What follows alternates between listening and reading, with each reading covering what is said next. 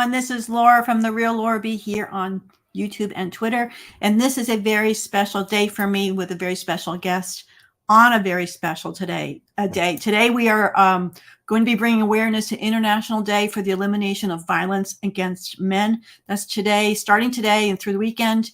And I have a very special guest, Ann Silvers, who has written many books. Her current book, which I hope is not backwards for you guys, it might be, Abusive Men by Women.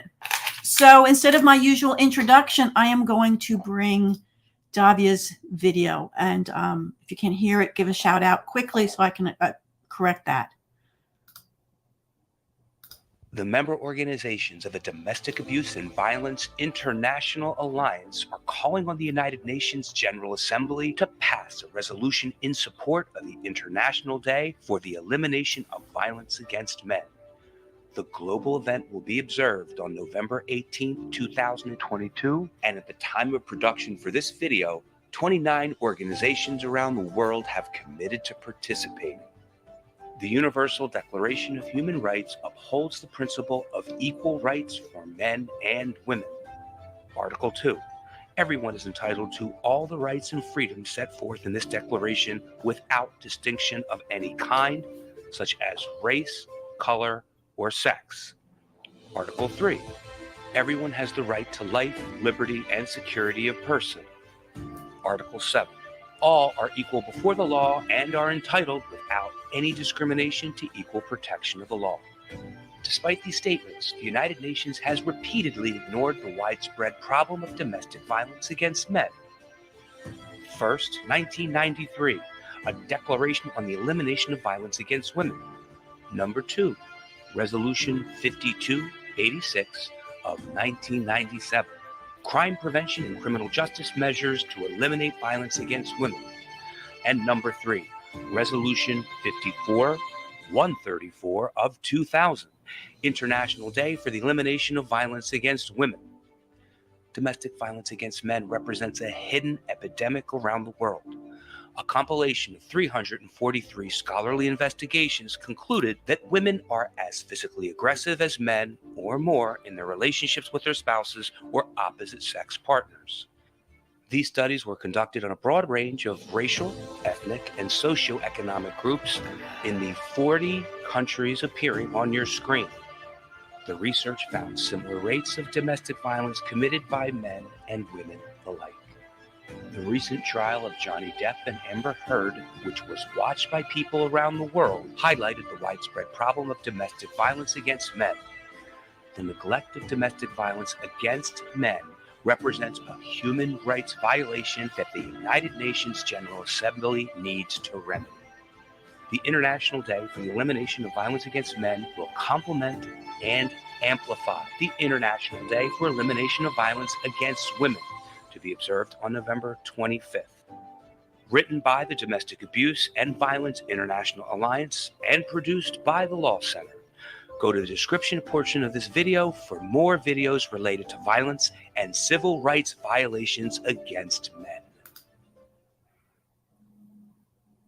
There you have it. And I will be sharing these links for the replay crew. It's so important that men get recognized finally. And of course, there's been incredible violence against women, and the men have been silenced, and they're just starting to come forward again now. I have a special guest today I want to share with you. Let me share the screen here. Ann Silvers has been working hard for many, many years in all aspects of domestic abuse. She has her own experience in various ways and has been lately really pushing a lot and researching and speaking on the abuse against men. And I want to bring her right on because we have a lot to discuss. So Ann, join me here. Hi. Hi. I am thrilled. So we're going to be talking a little about you, about your books, and we're going to be talking a lot about this subject today because today is the day for men, right? Is there something, a way you can introduce yourself? Oh, okay. So I'm a counselor, and I'm somebody who counseling was not my first career. Actually, medical lab technology was my first career. So I have a background in science. And then I was a stay-at-home mom, and I went back to school and got all my degrees to become a counselor. In that process, one of the degrees I got while I was doing a Bachelor of Science in Psychology, I got a minor in women's studies. So at that time, I certainly would have thought of myself as a feminist, or at least on the edges of it, not agreeing with everything. But even at that time, I had this drive for, it needed to be about equality, not women becoming the, one-upping men. And Right. I kind of stood out because I had a little bit of a different perspective on it. But that degree was a lot about partner abuse, where in all sorts of ways that men abuse women culturally and in the home and beyond. And then when I started my private practice in counseling after graduating with my master's, kind of luckily for the trajectory of my own personal development, is a male friend started telling me his stories about being abused by his wife. And I, just like most people in the culture, had this view that, well, sometimes a guy might get abused by his wife, but it's really not that bad. It's really not that often. It really doesn't matter that much. But he opened my eyes, and because I had to recognize, this is happening. Yeah. Once I recognized it, it's just so important to open your eyes to something. When you have a mindset it can't happen, you don't see it, even if it's right in front of you. So my eyes were open, and I started talking about it, and men came out of the woodwork to tell me their stories. Yeah. Just so hungry for somebody who would listen with some compassion and understanding. And then I ended up writing the book because I had nowhere to send men. Thank you. That's good. I've learned so much from this. I got to tell you, and when we start going through this, our audience is going to be amazed at this book.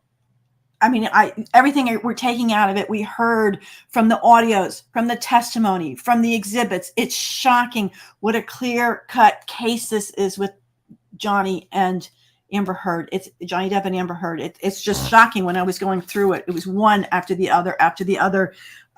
Every few pages in your book, I was like, we just saw that. We just heard that. Yeah. I'd love somebody to do like a study. Seriously. Take the book, take the case, and do all the cross-referencing. Yeah. And one of the things that you brought up, that men started coming out, and I'm seeing this, people are all upset about these DV experts, these women's groups coming forward. And one of the things I was reading, that through history, women have found a way to make things happen. They know how to organize and come together and make things happen. And it goes right back to, getting the vote, getting things done in schools for their children. Women know how to come together, and they did. They've come together enormously for, let's just stick to this topic today, domestic violence and IPV, and they've mass organized to the point that the UN has set aside time for them, that Congress and other, and the House and other politicals have put forth bills against violence against women. You don't hear that from men. Men in history seems to not have been able to organize themselves for causes. And I think this fell through the cracks because there is no shelters for them to go to. There's no proper training for the police on how to handle when a man calls in, Yeah. I actually dove into researching about this history a while back, and I've got a blog post. It's entitled something about the Duluth model. Okay. So on annsilvers.com, if somebody puts in the search Duluth, they'll come up with the blog post. So if in my little, exactly. You put in Duluth. Yeah, that one. So in that one, so what happened was that back when, 50 or so years ago, when there was a cultural awareness, we really have to do something about this violence in households. We have to stop turning a blind eye to this is happening and pretending, well, it's in the house, so we don't care. So people started to care, and Trying. and then police, etc., were looking for a way to grapple with this, and they came up with this little tiny group of people in Duluth, Minnesota, who were working on DV, and they turned to them for, what do we do about this? So it just ended up that it got captured. The people from the Duluth model of helping people with DV captured the audience at the time, and they were only working with this small group, and so they were working with women who were abused by men.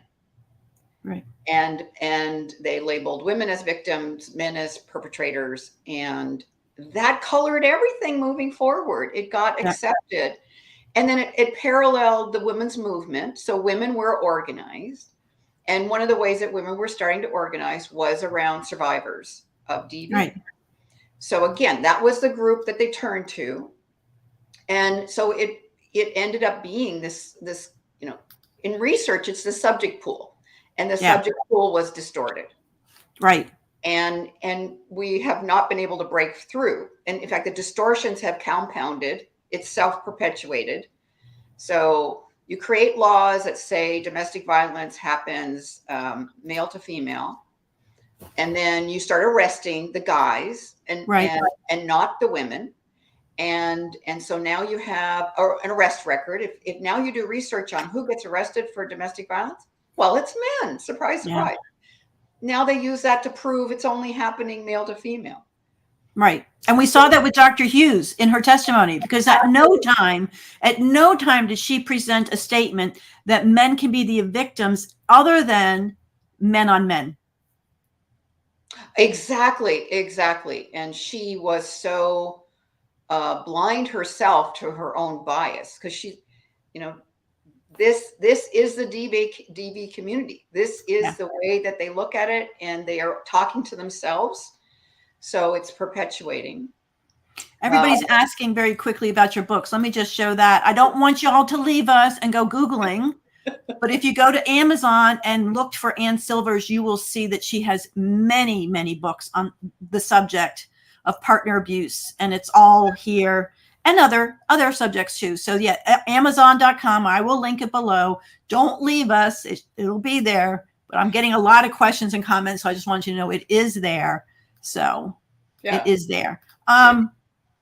This is what's triggered us in the community, and we're going to come back to this with this open letter. And we want to talk about it this part too. So many are coming out with, why doesn't Johnny's PR company come out with their own letter? Why did they come out with their own organizations? And the reality is, as you're saying, there are not a lot of these organized male, violence against male organizations to stand up for him, for any of them. So what there is in way of organization, so I've been at this for quite a few years, the advocacy about abused men. And in the last year or so predates the U.S. trial, but I think very much because of what happened between the UK trial for Johnny and the U.S. There was an increased awareness, this increased willingness to take a look at this. And so there's been this shift, happened slowly before the U.S. trial, and then kaboom with the U.S. trial. This more willingness to see that the distortion that's happened with the conversation around domestic violence, with it being only looking at scenarios where men are abusing women. I was going to say something about that. No, you go ahead. I'll mention the UK one. You know, it was interesting that Johnny's not the perfect victim. He's not the perfect man. He has his own faults. And I remember, because I'm so much on Twitter, there were some male violence support groups, and they would not come out for Johnny. People were begging them, please come out for Johnny. He's like, they wouldn't make the commitment because of the negativity about his lifestyle that was coming out. So they were not going to, put their support behind him. That was number one. Sadly, the other thing we saw was, if you read that UK judgment, which I know is like over 100 pages, it's ridiculous, but it was such a motivated, biased judgment that the judge really twisted himself in knots to discount all of Johnny's witnesses, including the LAPD, like independent ones, to discount all of the audios as hearsay, except he would accept the one where she was baiting him to say the word, headbutt. Oh, right. But then followed it, now that we've heard the whole audio, followed it with, I didn't think you knew you did it. I didn't think you did it on purpose. Please don't quote me because my brain can't memorize that much. But basically that was what she said next was, you didn't mean to do, I didn't think you meant to do it. I didn't think you did it on purpose, which completely would turn over the judge's point. He also, going on, just saying whatever anybody said for Johnny, he negated. He found multiple items not credible for Amber Heard, multiple, including one of the essay claims. And yet that should have defeated her credibility overall. And he still would say, well, but I'm going to think this one is going to be true. He's also said things like, well, in my opinion, I think he was probably also drinking this day. So I think I'm going to believe her. Oh yeah. It was just so blatantly bad. Yeah. So, and that's what people are going to hang on to as much as they can. I'm going to be right before I get into the actual CEDV site. Let me just pick up a few here. We have, thank you, Angel. I hope you're doing well too. I really appreciate the super chats. A big help. So glad you have my stream pal, the amazing Ann Silvers on today. I'm so glad you are helping raise awareness for male targets of abuse and appreciate all the work you've done for this. It's TJ Talk. I don't know if you know. Thank you so much. I showed you where to get the links, Amazon. And here's your question. Ann, can Ann talk about some of the lesser known forms of abuse of men folks likely aren't aware of? We will be targeting that in this book. We'll be getting to those. Every chapter she has a subject on it. And my screen just went blank on me. Hold on. There you are. You're back. Wow, that was scary for a minute. Anyway, so we'll be getting to that. That's great questions. And if you do have a question, I am doing the best I can to engage with Ann because that's what's so important and not focus on the comment chat. But if you put question in capital letters, just the word question, I will star it and try and get back to you at a breaking point. So let's get on to what today is about. International Day for the Elimination of Violence Against Men. They are working to reform domestic violence laws and policies. And this is really important because we already have, as you know, by the open letter, let me give you a little bit of info on that. They've already said they want to file what they call an amicus curiae document to the appeals court. Basically, they're outside force saying this is why we think Amber Heard's appeal should go through, basically, or this is a subject of something we think you should consider that maybe neither side is filing. I understand in Virginia appeals they can accept it, but I think both counsels have to approve of it or somehow. It's very vague for me. Don't ask the law, but we saw that November 25th is the start of UN, but I think for women, violence against women, but I think they brought it out early to taint today for men and also to file that amicus brief. So that's what they've got with the open letter. 46 groups call on the UN to address, and we'll be looking at that video. Many persons were unaware of the problem of domestic violence against men until the recent trial of Johnny Depp and Amber Heard, filed by countless persons around the world. The trial revealed how Heard repeatedly abused Depp, including throwing a large, not glass, but wine bottle at Depp, severing the end of his finger. Depp is one of the millions of men who each year are victims of domestic violence. Men are socialized not to express their feelings or see themselves as victims, pervading beliefs or stereotypes about men being abusers, women being victims. The abuse of men is often treated as a less serious or a joke. Many believe there are no resources to support men. I think the other number 5 I would like to add here is when men report abuse, and the police come out, the woman goes, well, what did you do to make her hit you? And they oftentimes end up being the ones arrested. Yeah. So there's a lot here. The UN women will be observing the International Day for Elimination of Violence Against Women starting November 25th. And the men wants to complement and amplify that event with their day today. So there's a lot of great information here.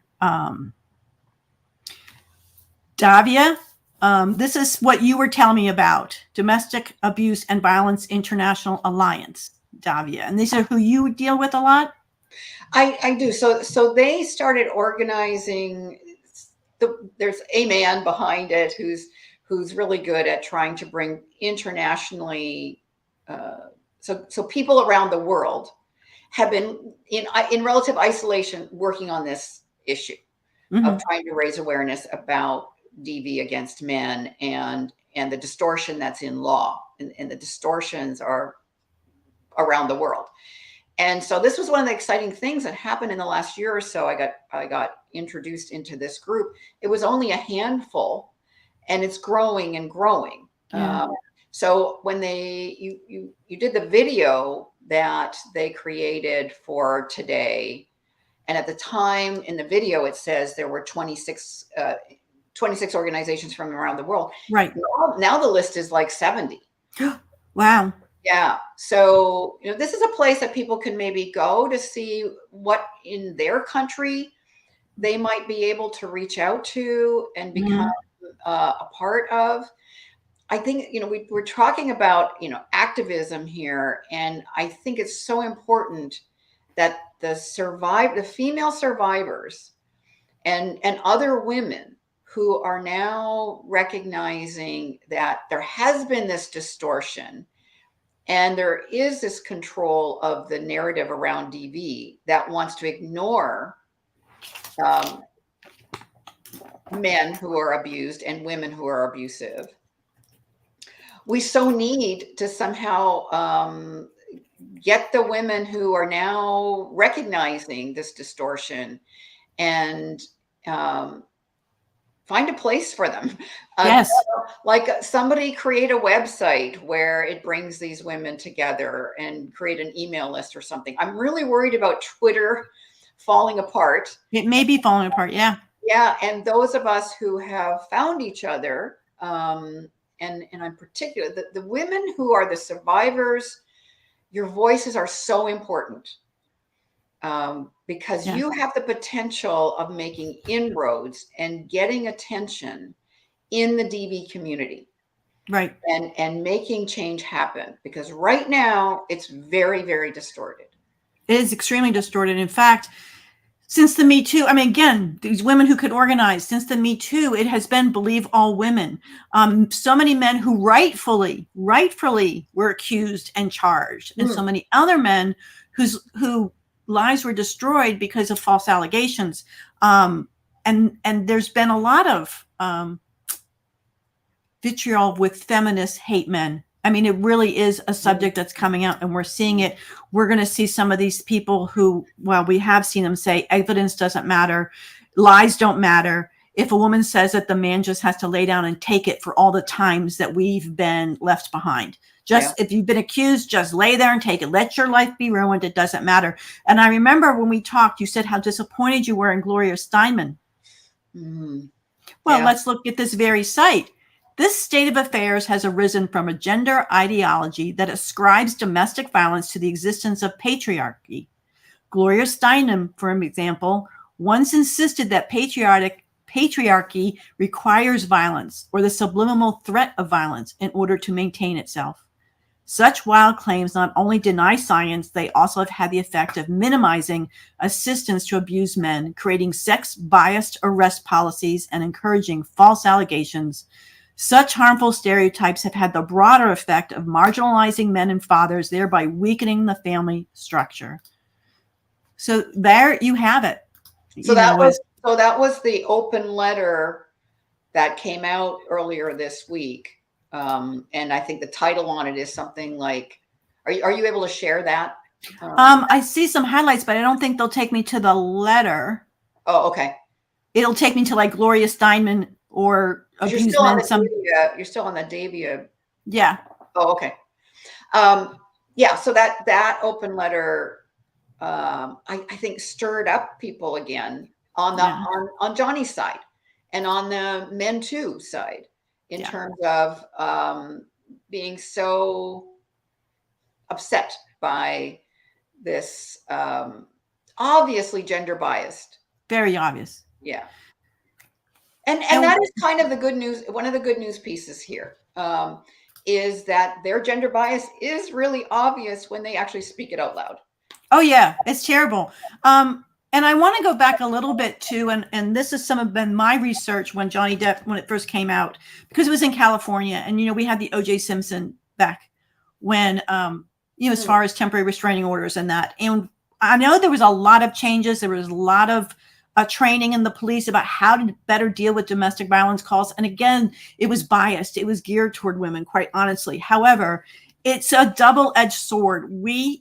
Temporary restraining orders are important. We need people to be able to come forward and get safe. And I know we went through this period there with the Me Too, believe all women. And it really should be listen to anyone who applies for the TRO. Listen, get them safe, and then investigate. Because it's only temporary. They have to come through with the permanent TRO, and permanent restraining order, and Amber Heard dropped hers. She received her financial settlement, and we will talk about that. We're going to get to the book pretty quick. That they do use judicial opportunities to further abuse, use the courts. But that double-edged sword. We need to get people to safety if they are in fear, and we don't want anyone to feel that they should not report abuse, and never. They should feel that. And I think it's very wrong, this avenue, these open letter these women are taking, that, oh, now real victims won't report. And that's not fair. And that's not true. And I have a few things here. Let me abuse against men. Oh, $50. Thank you, three-eyed catfish. I didn't expect super chats. I love you all very much. I don't usually get them. I'm going to talk to Ann. I'm going to add up my super chats, and we'll figure out whatever I actually get after YouTube. And she will tell me where to send that money today. And I'll let you all know. But I didn't anticipate this. So we will do something with the money I'm getting today. That's not going to go in my pocket, but YouTube takes part of it. Abuse against men have been avoided and overlooked for way too many generations. I am so glad the defamation trial of JD has now brought this to light and hopefully push it forward, a positive move for male survivors. Absolutely. Survivors are strong. This, thank you so much. I really appreciate your help and your support in this, and we will figure something out, Ann and I will, because I just didn't think ahead on this. One more thing before we get to your book. You mentioned Edward Bartlett, that he is someone that you've talked with, and he does a lot of articles and research. Yeah. Ed is the one who's bringing together people from various parts of the world to be able to talk to each other and share what's happening in their part of the world, support each other, because again, this was a lonely space. Yeah.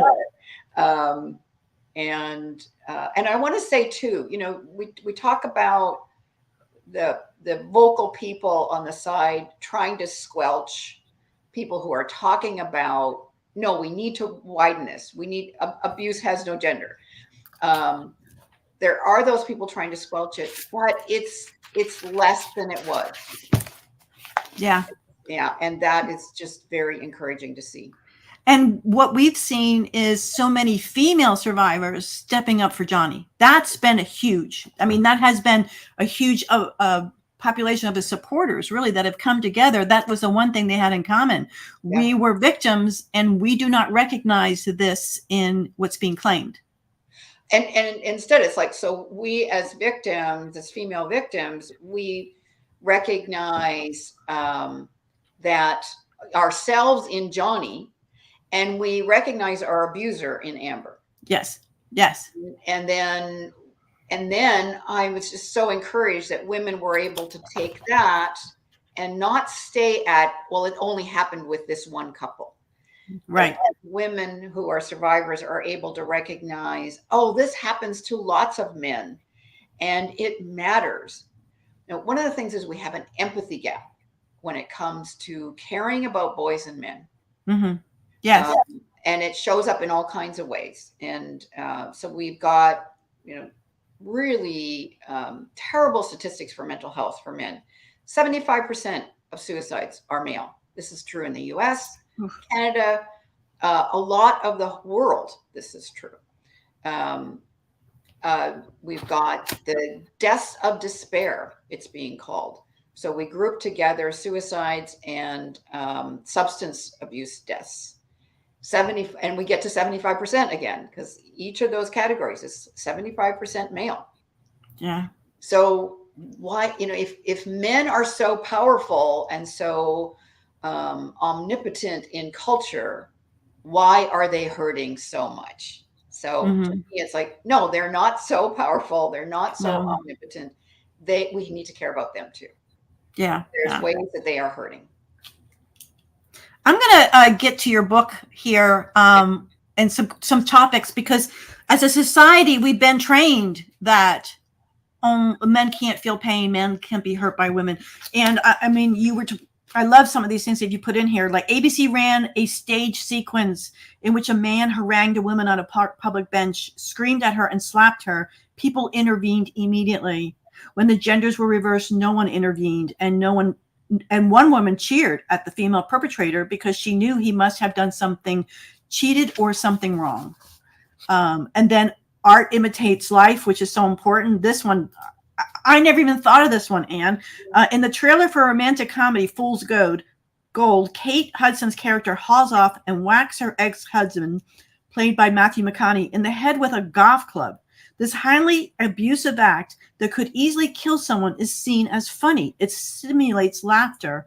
I can't imagine it currently being considered an appropriate storyline for a romantic comedy if genders were reversed. Yeah. That was, I read that and I was like, I never even thought about that. We see it all the time in movies, the abuse of men, and everybody's laughing at, cowering them, demeaning them, insulting them. Yeah. Yeah. So we are where it was for abuse of women by men, if we go back to the middle of the last century.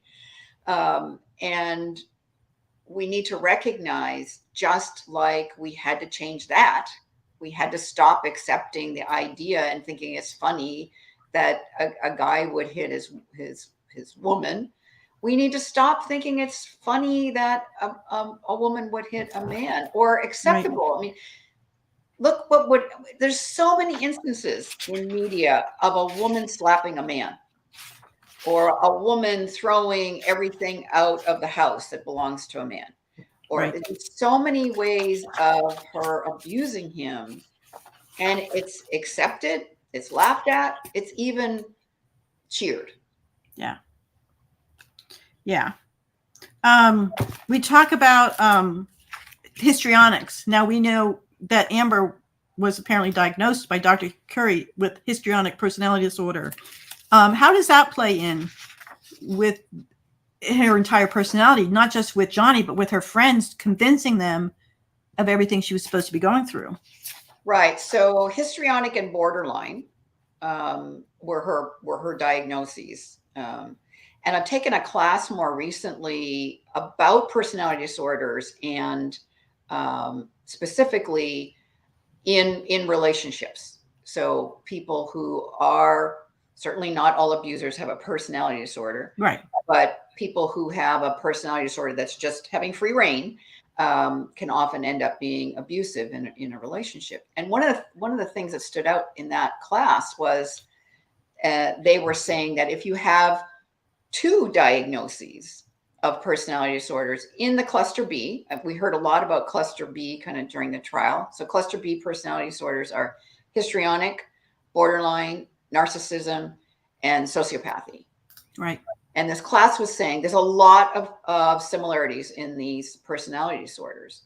People tend to know more about narcissism. We talk about it more freely. So this element that the facilitator was saying, there's actually movement to just make this a personality disorder, put together all the cluster Bs, so people can get more of a grasp. Your audience can maybe then, what they know about narcissism, they can say, well, that's pretty true for histrionic and borderline too. Right.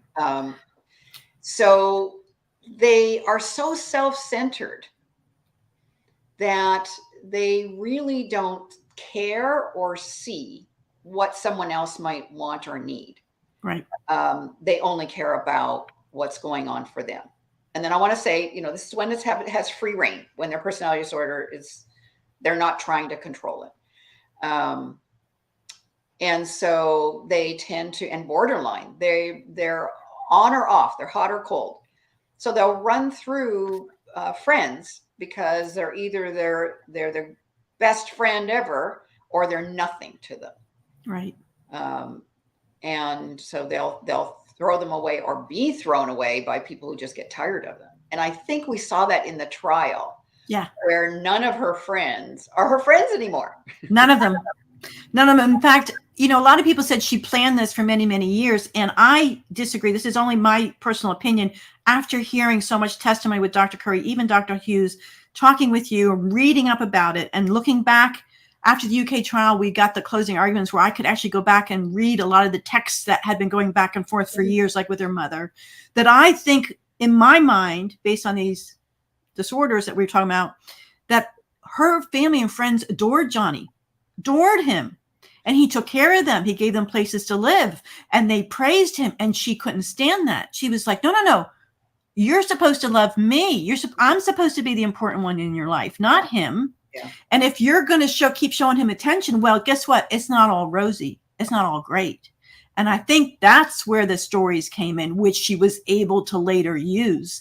I also think there were many times where she felt he might be pulling away and leaving. Mm-hmm. She drew him back, but I think she made sure to turn these stories around that we'll see later. Yeah. So I found that very interesting. Another interesting thing from this class that I took was they were saying a person with narcissism or a cluster B personality disorder, they tend to have people in the pipeline, because they burn through people, right? And they use people. So they have people in the pipeline. And it very much reminded me about the stories that Amber was having affairs with Elon and other men. She's creating the pipeline. So if she loses Johnny or she decides she's done with Johnny, then she's got the next one. She's already working. And here it is. She may call it quits. A very abusive woman, especially a sociopathic one, may call it quits on your relationship when she tires of you, figures she has gotten all she can out of you from inside the relationship, and or has found a new target to suck the life out of. Now, remember, May 21st, Johnny had told her he wanted to divorce her. Right. But she jumped the gun and filed divorce. Now, this has happened before because Laura Wasser testified that as of December 2015, he had contacted her re-divorce. So I think this divorce conversation had been going on for a while, but this time she jumps the gun before he has a chance to file divorce because we know from texts, Elon was already on the hook. In fact, the strangest text I read, which makes me think Elon believed her, was when he was offering her private security, 24-hour security, get the locks changed. He said, I'm surprised he still has keys to the condo. That was the text he sent. And I was like, it's his condo. Why would he be surprised? And Visivist $20. Thank you for the Twitter reply yesterday. Read my petition. Where you showed concern with labeling Depp Heard as outlier case, I replied with a draft of an update. If you're able to check that out. Okay. Abuse is not love. Three-eyed catfish, male or female, the hands that hold you would not hit you. Abuse is not love. Tug Simp, hey, how are you? Women need educating as well. Some don't realize what they're doing in abuse. It's not always slap. When you say to education, let me tell you, if you've got sons, they need to read this book so that they can recognize early on the communication issues and the free-handedness that many women have without even thinking, not a slap across the face even. It might be just throwing something or pushing away or slamming a door, but maybe early on in relationships, learning better at communications. Thank you very much, Mary. Well, and this audience member was raising that we also need to educate women so they can catch themselves if they are being abusive, because now for quite a while, the culture has so encouraged abusive behavior in women that they may not even notice it, or they may feel entitled. This is one of the things I'm seeing is women feeling entitled to be mean to their partners. Yeah. I did have this population in mind too when I wrote the book. So there is a section on there's a chapter for women to be able to take themselves through some steps of testing themselves to do some personal inside work of, am I being abusive? And of course, the contents of the rest of the book are relevant as well. Right. So we talk about the verbal abuse, and we heard those audios. I mean, it's one thing to have Johnny say, she told me this, or someone else. When we hear the audios that were in her own voice, threatening, controlling, demanding, histrionics, fault finding, berating, humiliating, mocking, biting sarcasm, name calling, pushing her agenda until he gives in, circular arguing. We saw, God, did we hear that a lot? And Johnny also testified. He goes, we would just be right back in the same circle. And the silent treatment, which honestly, nobody can claim, that was one of the things that they tried to claim against Johnny. Well, he was being abusive because he wouldn't argue back, where he was just like, no, time out. I need to get out of the room. That's not abuse. Correct. Yeah. So that was not silent treatment. That was, we all need to take a breath here. Yeah. And getting back to that, we heard the couch thing where he was trying to go to work to practice or something. And she was basically barring him from leaving, yelling, couch, couch, couch, which was not a safe word. Anybody hearing that video knew she wanted him to sit down and talk to her now, sit on the couch and talk. So I'm not sure how that would be for that. I think we have a question. When do you think the DSMS will be updated? What is the likelihood of all-encompassing group B diagnosis and a CPTSD trauma as a result of abuse specifically? Well, great question, educated person. I have no idea. I don't have the inside track on that. It does take a long time before a new. So for other people, DSM is a diagnostic and statistics manual for everything psychology. So it's where we get our codes for insurance, and we get the list of criteria to diagnose with somebody with a certain diagnosis. Yeah. Question. What surprises me was that Amber did not show any shame. Can Ann tell us more about this? It fits these cluster B personality disorders. It's a lack of conscience. And so in the cluster B, when I've written about it, I've written about it more under sociopathy. But when we put, this class I took says you can put them together, the cluster B personality disorders. And so a huge piece is this excruciating self-centeredness to not even have a conscience. And so they don't care. They don't have shame. There was a guy quite a long time ago, I don't know if it still exists, but he had a website about narcissism. And he did a question and answer thing. And the question was, do narcissists cry? And the answer was yes, only for themselves. Oh. Only tears of sadness about themselves. Yeah. And what we saw with the trial was crocodile tears. We saw these fake tears. If you saw tears at all. If you saw tears at all. Yeah. Because people are still saying there were no tears there. Well, there were no tears on day one. There were no tears on day one. She must have seen it on social media that people were talking about it. So there really does seem like she did the acting trick the next day of some kind, something on a tissue, so she could get her eyes to tear up. But a lot of what we saw was and you get this with cluster B personality disorders. You get this, and it really fits histrionic, the drama, right? So the facade. It so frustrates me on TV reports, news reports, when they say about a person who has these kinds of personality disorders.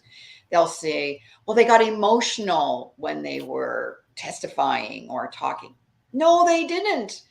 They showed, they put it on. They had, if you want to say they had tears or they were sobbing or something, that's different. It's not emotion necessarily that they're showing. It's the markers of emotion that somebody else would show if they genuinely felt those things. I thought this chapter was important for our young men, but also some of it applies to Johnny Depp. And we want to cover all bases.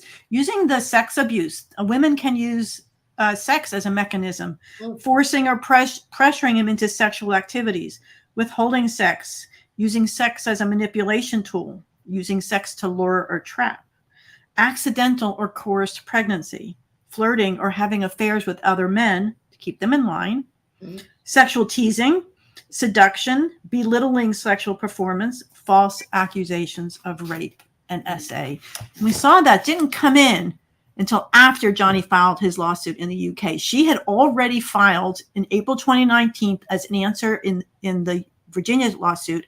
She filed a declaration making all these allegations. There was 12 of them, and not once did she claim any SA. She had gone on record. This is April 9th, 2019. And it wasn't until after the UK had filed, NGN had filed to dismiss the case. The dismissal was denied. They were claiming that Johnny was going to prevent her from testifying because of the NDA. And Johnny said, no, the NDA clearly spells out that if there are legal issues, you're allowed to be called to testify, that you can't hide behind the NDA. So she ended up, the judge denied it and said, no, I see no reason Amber can't testify except for Amber herself. And it was very soon after that she engaged Dr. Hughes. I think that was in October when this was all coming down. And then, of course, suddenly made these claims out of the blue that she did not make before. We saw that. We saw her demeaning him in those audios, telling him to ask her, I got to be careful with YouTube. Yeah. Sometimes they get picky. So talk about completely intimidation and insulting, and that she talked about in the UK. She said that when I was going to tell Johnny I was doing a love scene or a sex scene, I would make it worse than it was. So he would expect less. And I was like, well, that seemed to be the opposite of what you were doing. You were trying to rile him up, I would think. Yeah. Yes, exactly. And I think we do have to, because I know this happened to a lot of people, is be careful with your young kids of, false pregnancies and real pregnancies, both. Don't get married. You might not be pregnant. Well, there is an enormous amount of women who trap men with, they planned the pregnancy, but presented it as an unplanned pregnancy, and he did not. They had a pact together. Neither of us wants to get pregnant right now, and instead, she does maneuvers around getting pregnant and then trapping him either in the relationship or for money, or just because she wants to have a child. I've got a blog post about it. The 8 red flags. The pregnancy is a trap, and Yeah. And what's the first thing her father's done, not just with Johnny, but also with Elon, suggesting that they want to have a family. I think they even suggested at one point that she was pregnant with Johnny. No, they're going to get married and settle down. Her father was putting that out. Question, is it far-fetched to believe the self-study body language, the PFC, even at the basic level, aids in self-awareness for those in Group B to help end generational trauma? Wow. I don't know. Yeah. I don't know. Not a body language study. Anytime a man was blindsided by the accusations of rape, I know that nothing even remotely close to the tickling accusation ever happened. The animal thing is a complete fabrication. Why say these things like that? Why try to destroy me? It's cruel. That has nothing to do with Johnny. That's just a quote from a book about a man being falsely accused of something that would be the farthest from he would ever do or promote or protect in anybody else. And I want to address this. So one of the false accusations hurt on so many levels. And one of the ways that they hurt is, and we're saying they're false. We're not talking about accusations that are based in reality. We're talking about false accusations. So just imagine you are accusing a man of doing exactly what goes against his value system. And that is so painful. And then it becomes so hard for them to create a case and help people see that it's not true. So all the time they're burdened by that, they are feeling like the presentation of themselves to the world is now the opposite of who they are.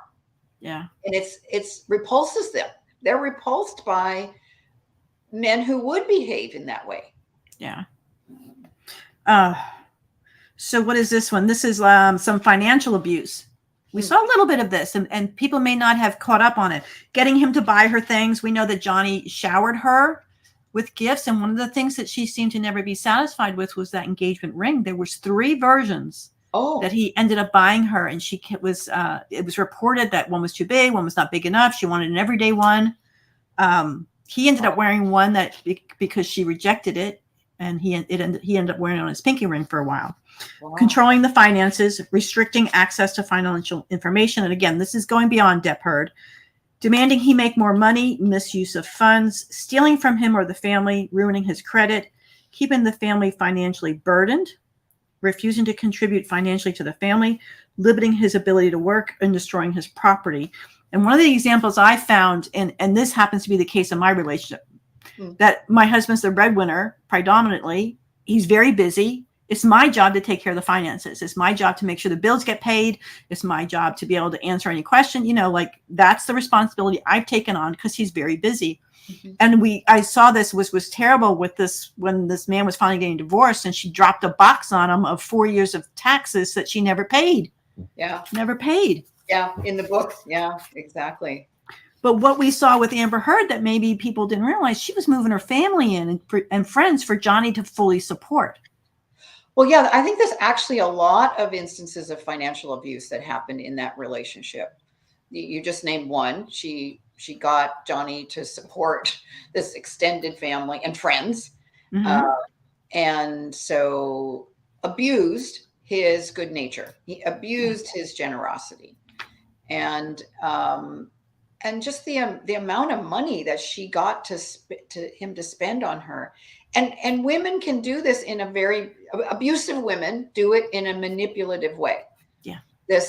I need this. I need you to give me this. I mean, the amount of money that he spent on wine for her is just so staggering, sickening. Yeah, staggering, good word, and sickening, and all sorts of other ways. Even the machinations that she went through as the relationship was breaking down.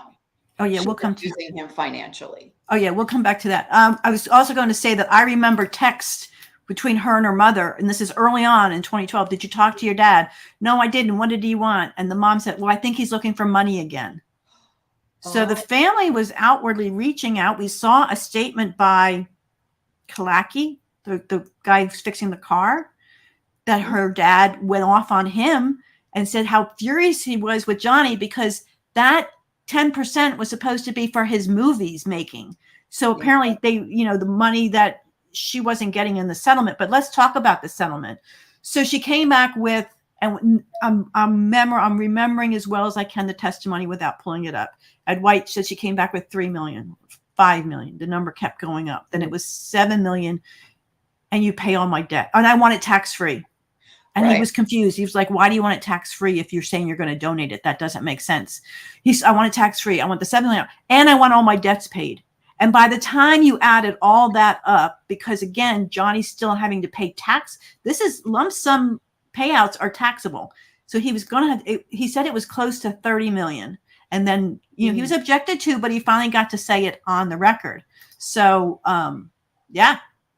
That's what she's getting. Now, you're right. Based on her financial records, she was spending, while with Johnny, $40,000 a month and only earning $10,000. Yeah. That's what she was claiming on her divorce financials. And then she insisted that she was never financially dependent on him. Well, those numbers don't balance. Yeah. Yeah. Don't balance. So how can a woman abuse a man physically? You want me to read your list, or do you want to? What would you like to handle? Yeah, I'll go quick. Throwing or breaking things, scratching, kicking, biting, hair pulling, burning, shoving, interfering with sleeping or eating, blocking exits, poisoning, hitting with open hands or fists, hitting with objects, forcing him out of the house, attacking or threatening to attack others, assaulting with knives, guns, and vehicles. And wow, we heard about a lot of these, didn't we? Yeah. Yes. A lot of those categories. And the witness was, the one nurse, his nurse, she chased him into the elevator. They were trying to leave, and she chased him out the elevator to block him from leaving. Right. Oh, there's a lot of blocking, and there was a lot of blocking. Even when you so sometimes she was blocking him physically, and sometimes she was blocking him psychologically. So we have the instance where they're sitting in the car and he wants to go in and visit with his kids. Yes. And she like keeps him captive in the car and he's begging, I gotta go. And she's manipulating with, I can't stand for you to go. You know, you can't leave me because I'll fall apart. And again, abusing his, you know, what he values, abusing his good nature. Yeah. Well, we did the burning, the throwing things. Now, I think the bottle, I don't think she expected the outcome to happen. I think it was a hell of a lucky hit. She was throwing bottles at him and it happened to hit his hand and it did the damage it did. And I think she was as shocked by it because we have that audio with him crying and screaming as, oh my God, is he really hurt? Does it hurt? I'm so sorry. Did I do all this? This is all in the audios we heard. So I don't think the outcome was intended. I think it was everything bad that could happen fell into place. Well, this is what happens if you throw things at people. Yeah. And this one I found interesting, assaulting with knives, guns, or vehicles. And I'm only saying that because she was accusing him of such horrific abuse. And Tara Roberts testified that when they were arguing in the Bahamas and he was trying to get away, she stood in front of that car. She stood in front of the Jeep to not let him leave and was certainly not worried about him doing anything. Right. Yeah.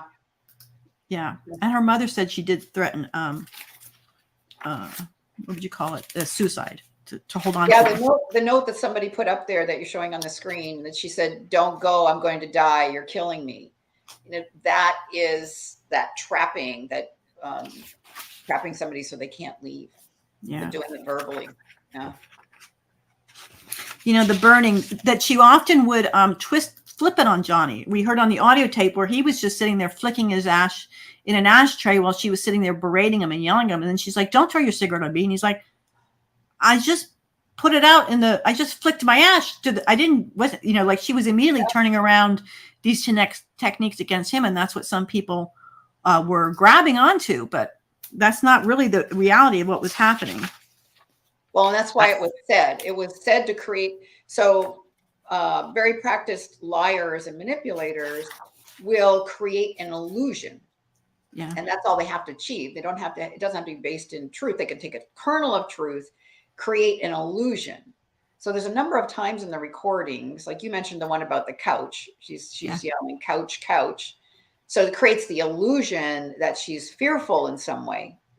And the flicking of the ashes, her knowing she's being recorded, saying, "Don't do that. Don't throw a cigarette at me," or whatever it was exactly. Yeah. She's creating the illusion for the listener to fill in the blanks. Yes, because she knows it's being recorded. Yeah. We train males, and I thought this was apropos. This question came up just as I was about to. We train males, do not hit girls. While we teach women that it's their right to slap a man if they're mad at him. A woman hauling off and slapping a man is viewed as deserved. She deserves to do it, and he must have deserved to get it. He's supposed to stand there and take it and not retaliate. A man slapping a woman is physical abuse. A woman slapping a man is physical abuse. The intention of the slap, regardless of whether it's to force the black eye, a broken jaw, or to control or demean. And I thought it was important because in her audios, it was so important for her to say, "I didn't punch you. I hit you. I don't know the shape of my hand when I hit you, but I didn't punch you." Like that was so important to her to say, "I'm allowed to slap and hit you." Mm-hmm. Yeah. Well, and then it also is a typical abusive technique of minimizing. So the abuser minimizes what they do and maximizes and blows up what the other person does. Yeah. How are we doing here with questions? I think we're good. Our police need to be more educated. Yeah, I think there are some programs and procedures coming out that they do need to be more educated with male victims, and not to automatically assume when they show up that they're the guilty ones somehow. And that's hard to break. That's just as hard to break because I'm sure these police officers have seen so much violence against women that it's hard for them to accept it when they see it. Playing the DV con game. An abusive woman can abuse the advocates and institutions whose goal is protecting people from DV. The women who cry abuse are usually listened to and often believed, even in the absence of evidence, even when the evidence is to the contrary. So she gets sympathy from advocates, police, and judges, financial and legal resources through DV agencies. We're seeing this now with everyone stepping forward for her. They're more involved in what that she should have believed and ignoring all of the evidence and testimony and the verdict. Power and control over the man being accused of abuse during custody and dissolution battles. And that was what Laura Wasser was claiming. She was trying to get a preemptive, larger settlement. Right, right. Thank you so much. Yes, she is an amazing. I'm learning so much here. The conjuring up a need for protection. A woman can falsify fear in order to get an unnecessary restraining protective order because against her partner. Such maliciously acquired orders are a diabolical way to control, demean, punish a partner and former partner. It forever labels them with that scarlet A. There's no coming back from them. No amount of the evidence and testimony is ever going to make everybody not believe. Wasn't it that time that she accused him is what they're always going to be people remembering, sadly. Yeah. So for the men who are abused, who are listening, I want to be able to give some encouragement of, you can work your way through this. You can come out the other side. Yes. Some people are going to slough off in your life. Some people aren't going to see the truth, and that is a burden. And at the same time, there is joy and success and happiness in your future, and potentially even another healthy relationship. So I want to give an example because I talk to a lot of men who are abused, and one has gone public with his story. One of the men from my book. So all the other men in my book are anonymous. He is anonymous in the book as well. I only use names when it was already public. And so now Eric, one of the guys in the book, has gone public because his wife ran for office his ex-wife rather ran for office in one of the Carolinas and got through the primary, even though the stories came out that she had accusations that by two ex-husbands that she had physically abused them. And she just barely didn't win the seat. But she's going to run again. She's already filed to run again. So Eric went public with the story because she was running and because people approached him. And he was abused and inside this short marriage, and then abused in the process of trying to end the marriage. And this is like more than 10 years ago that he got out, and he's happy, he's thriving. He's a great story for men to hear, that because it is so debilitating when they're going through this. We witnessed what it was like for Johnny. You could see the level of devastation and despondency. I have literally talked men out of suicide who are in this situation, and it only took about 15 minutes of having empathy for them, because they just are so often met with, no, it can't be true. No, you must be bad and wrong. No, you must be causing it. No, we believe her. And to have somebody who believes them is very potent in healing and raising them up. So anyone who's listening who can be that for somebody, be that person that they can turn to, and you recognize it and you can listen to it and make room for it. You might not even be aware of how much you're helping that person, but it is incredibly important and helpful. And that's what Johnny said. Stand up, don't sit down. The littlest thing, you may not realize the difference you can make for someone. Marcella's here. Marcella, I am looking for your comment. My mother was being abused. Marcella was the one who helped me go to Vegas, and Andy and all them and provided for that. And she said, I was there and on the floor bleeding, crying. And she took my hand and asked me not to hate men, Not all men do this. Hate closes your heart. Know there are amazing humans in our world. Keep your heart open. It's ugly and painful regardless of your gender. And that's from Marcella. And I'm going to look for that. I'm not sure why it's didn't show up for me. I have CA Girl. Thank you so very much. And I hate when StreamYard does this. I can click on her super chat. I can't show it on the screen for some crazy reason. Oh, okay. Yeah, I'm at the bottom and I don't see it. Yeah, It was so TJ and I did an episode where we had Eric on as a guest. Oh, nice. Talking about his story. So it's TJ Talk on YouTube. Is this it? Eric's wife and Sandy Smith? This is a different one. I just saw the one from TJ, but I was interested in this one. So I live in North Carolina, and Eric's wife is Sandy Smith, and she put her daughter in the hospital also from a oh my God. Yeah. Oh my God. I was shocked she got so close. Yeah, it was. It's shocking. Oh, I don't know why. Here you are, Marcel. I found you. Sorry, you got away from me there. Thank you so very much. You were so generous. And like I said, I will figure it away with Anne with any proceeds from this video, because YouTube does their thing, and we will get something somewhere, the right amount to the right group, and I will work with Anne on that. And I'll check out as fast as I can. Isolation. This was a big part. Creating physical isolation by instigating a move away from family or friends. Now, again, this isn't all Depp related, but a lot of this will be lying to him about his friends, family members to discredit them. She was trying to get Jerry Judge fired, and she even told him, "You're on your last limb. You're going." She told Johnny, "All your security saw what happened, and they're going to support me." So she was going both ways, accusing his family and friends of mistreating her. Mm-hmm. I think she had issues with Christy getting in the middle of stuff, and yet she dumped everything on Christy to do the wedding, making him choose between family and friends and her. Well, she did isolate him. She moved, the only one left was Isaac. Everybody else was, Christy was supposed to stay there. I forget who else, and it ended up moving all her family in. Maybe it wasn't Christy, but there was somebody that was supposed to stay there in that one house, a condo that Whitney ended up taking over.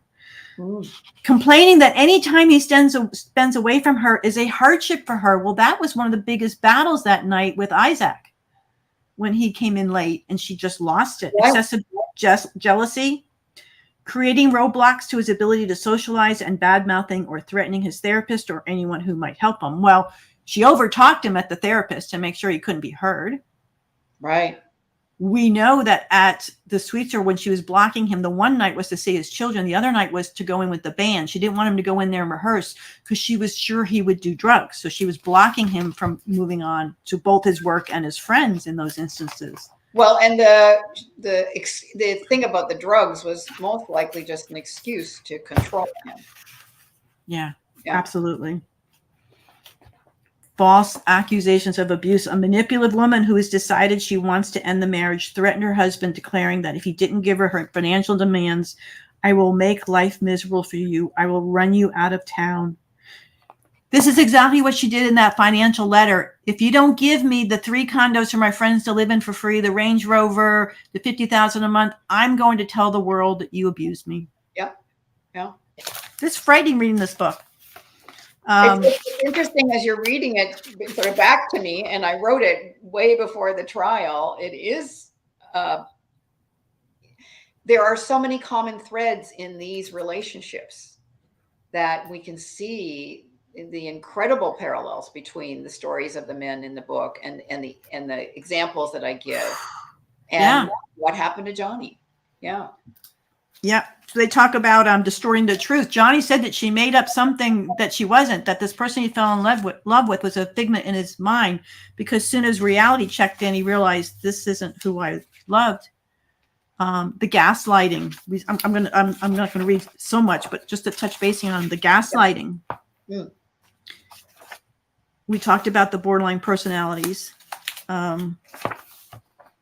Empathy. Empathy is the ability to identify with other people's feelings and circumstances. A woman who fakes empathy will create the illusion that she understands and cares about her target. That must be frightening, that Johnny didn't know if he was coming or going with her. Well, and we hear it in the 2-hour version of the audio conversation, the recorded conversation. So this conversation, and I've got a blog post about it. where I did the transcript of the whole 2 hours and analyzed it. And Yes. so we see her doing this, this manipulation, this fake empathy to try and pull him back in. And almost in a way, what she's doing when she's doing it is she's trying to create this need in him to be attached to her. Like, I offer you this. I'm a safe haven for you.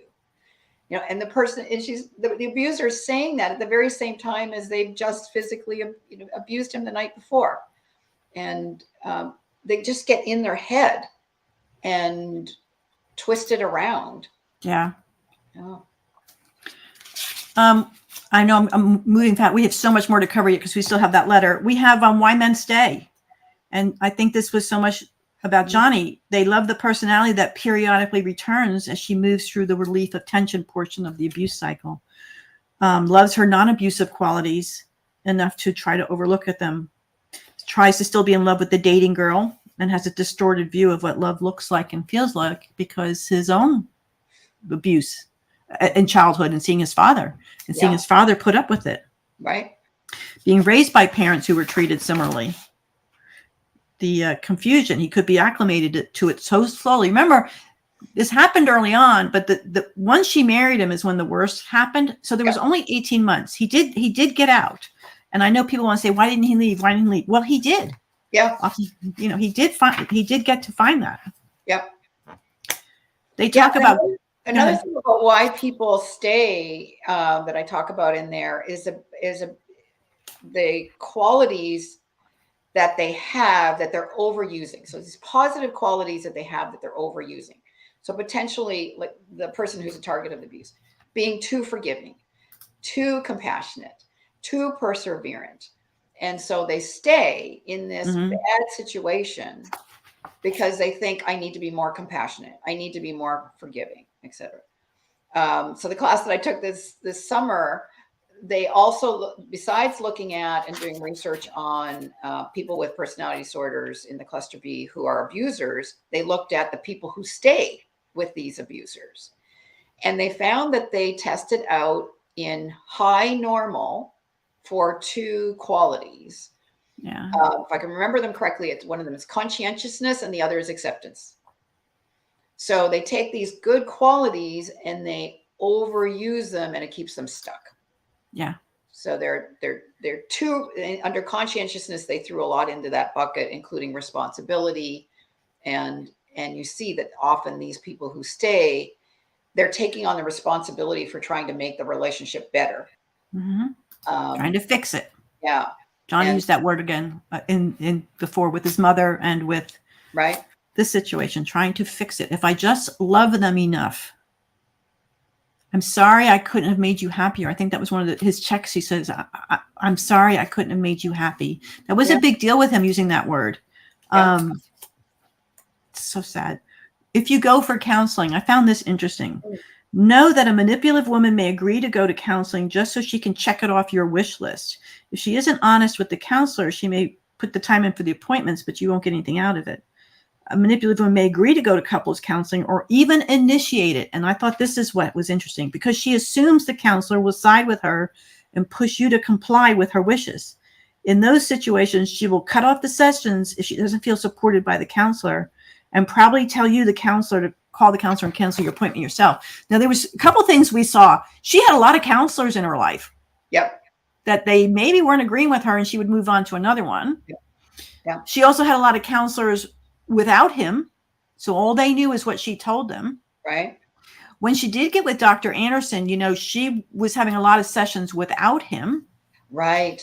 So she was again self-reporting and the same thing with this other, I'll get to her, another one who said that Johnny didn't deny it. And I have an opinion on that. She talked over top of him and frustrated him so he would leave. And she would there it is. That's what it's like all the time. Yeah. Yeah. And so on my website, I did an analysis, a transcript and analysis of Dr. Anderson's testimony. Yes.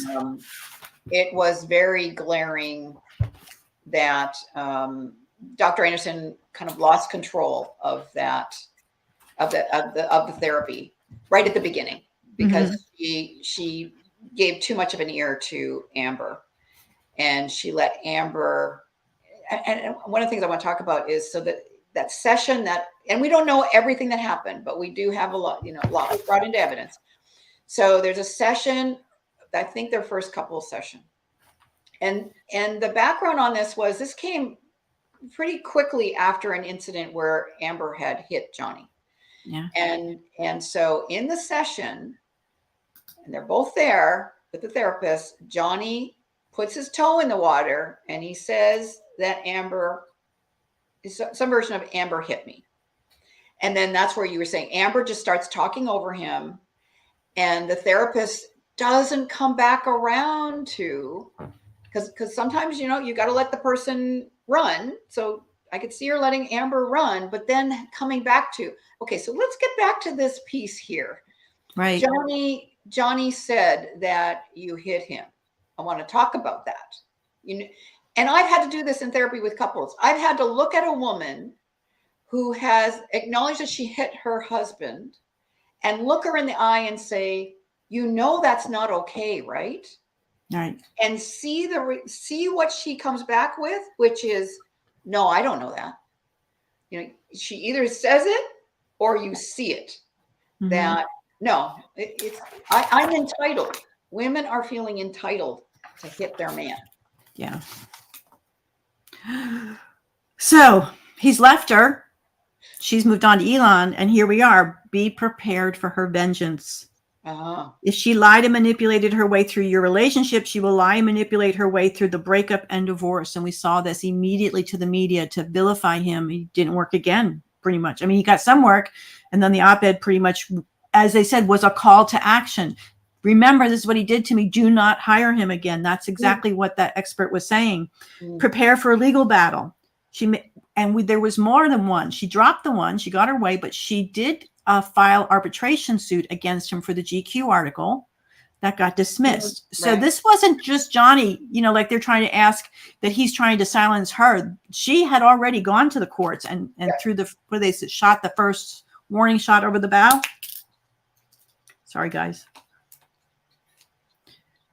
Prepare for a legal battle. She may manipulate her lawyers, the police, the judges, and domestic violence advocates. And that's exactly what we're seeing today. Yeah. Right. Right? Because they don't care about the verdict. They don't care about the evidence. They don't care about anything except a woman was shamed and humiliated. Right. Right. So it's easy to find people who will buy into that story and feel sorry for you. Because they need to. And she's their worst nightmare come true. A woman lied. So we're going to shovel that under the carpet. Forget that she lied, but look how she was treated after she lied. It doesn't matter that she wasn't telling the truth. Look how she got treated anyway. That's what they're focaling on. I only was going to touch on this, and then we're going to get into the open letter, pretty much the recovery, right? Remind yourself that her reasons may not be rational, logical. Stop yourself from assuming she thinks the same way you do. Acknowledge that your self-worth. Find places to help you move on. You no longer have to worry about how you need to help her better than, you need to help yourself now. You don't have to worry about her after it's over with. The relief, dating again, it talks about it. Some really good information in this book. Thank you. Oh, it was amazing. And here's a perfect example. I'll jump to this just to keep us moving forward here. This white, I want to say this, White Ribbons USA. We've seen a picture of Johnny showing the white ribbon. They highlighted him on their website, and they got bullied, and they ended up deleting the post. But this, and this is, you'll see some of them, I'll go back, but men are still expected to act tough and aggressive and to avoid talking about their emotions or mental health struggles. Men often grow up feeling that they have to hide their true selves and their true feelings in order to be loved and accepted. It's very hard for them to live truth, wherever that may be in the culture where men feel pressured to adhere and outdated and damaging stereotypes. Traditional ideas of masculinity aren't all bad. Qualities like strength, leadership, ambition, providing for and protecting others. So this is a really great post. It is. Very much worth following them because this is a nonprofit organization against gender-based discrimination. They took Johnny's down. I mean, Johnny didn't ask to be on here, but here it is. Here's the same thing. The button that Johnny was holding at one point that they had highlighted, they got bullied and they took it down. Yeah. Because right now, gender-based whatever is not really talking about all genders. It's only talking about stuff that happens to women. That's Exactly. now, it's now coded. Gender-based is coded for, we care about women. Yeah, definitely. Some of Johnny's words. It could begin with a slap. It could begin with a shove. It could begin with throwing a TV remote at my head, he testified. She has a need for conflict. She has a need for violence. It erupts out of nowhere. Whew. Yeah. Johnny Depp and his lawyers have said abuse has no gender and hope the Virginia verdict would have encouraged other DV survivors to never give up. Amber Heard and her lawyers have so far refused to even acknowledge that men can be victims and claimed a survivor's court win was a setback for women. This is Johnny's quote. I am and have been overwhelmed by the outpouring of love and the colossal support and kindness from around the world. I hope that my quest to have the truth be told will have helped others, men or women, who have found themselves in my situation, and that those supporting them never give up. I also hope that the position will now return to innocent until proven guilty, both within the courts and in the media. And Elaine says, Amber says, I am even more disappointed with what this verdict means for other women. It is a setback. It sets back the clock to a time when a woman who spoke up and spoke out could be publicly shamed and humiliated. It sets back the idea that violence against women is to be taken seriously. And again, this is all about her claim, not the truth. It's just because I claim this, I should have been treated better. And how is it possible that a situation like this, so where a woman who used the DV community to hurt a man she wants to hurt, and she gets found out, I don't understand how that hurts real victims. Yeah. It doesn't. It actually is clarifying. It moves us out of the believe all women, and we should be moved out of that. That was a terrible idea. That was a pendulum swing reaction to believe no women, now believe all women. And I've got blog posts about this as well. And we need to come to that place where we, just like Johnny said, you're innocent until proven guilty. There has to be some proof, not just somebody just says it and it ruins a man's life. And we're going to get into that next. 6 years later, the jury gave me my life back. I am truly humbled. Speaking the truth was something that I owed to my children and to all those who have remained steadfast in their support of me. I feel at peace in knowing I finally accomplished that. And I don't think you can hear that, but because of time, I'm not going to play another one. There's 46 groups to call. You said that number's greatly increased. This was made, a month ago, I think. Oh, okay. October 11th. So this was, about a little bit over a month ago. Yeah. So we have this one. If we have time, I'll play it at the end. I'm going to move it all the way down to the end. Because here's what we have, the letter. And if you bisect this, you'll see how so upsetting propaganda it is. 5 months ago, the verdict in the defamation trial between Johnny and Amber deeply concerned many professionals in the fields of IPV and SV. They weren't concerned because Johnny was the victim. They were concerned because they backed the wrong horse. They were concerned because in the DV community, they believe DV only happens male to female. They believe it happens because of patriarchy, and they believe it with a fundamentalist zeal. And so they're threatened by something like this trial that exposes that's not truthful. No, as many, including A.O. Scott for the New York Times, I have that article, have noted the vilification of Miss Heard and ongoing online harassment of her and those who voice support for her have been unprecedented in both vitriol and scale. Now, again, this is after the verdict came in. 7 jury members unanimously found she had lied, She had done so with actual malice. She knew she had lied knowingly.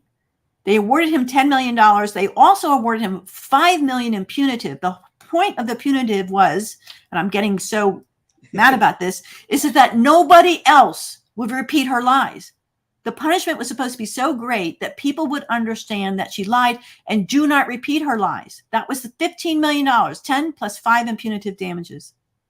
And Laura, when you're talking about the jury did this to send a message, yes. 5 million wasn't the punitive damages that it was 5 million, and it got reduced from 5 million. It got reduced because the state, they didn't know the state limited it, but they wanted to give him 5 million. Yeah. It also was throughout the court, throughout everything, a lot of people believed her. A lot of law tubers believed her, and they started to come around and they realized this isn't matching up. Yeah. There's evidence proving she lied, and if someone has lied about someone to ruin their career, to ruin their life, you're allowed to feel anger against that person, and you're allowed to express it. Now, I'm not saying you should send death threats. I'm not saying you should use vulgar language, but there's nothing wrong with being upset with someone who has lied. And Johnny Depp very much was loved for many generations of people for many, many years, and saying that realized I believed the wrong person here. But this is the other point. Ben Rottenborn stood up there to that jury and said, you only have to find one credible instance, just one. And she's beat this. She's not liable. And they could not even find for one. Good point.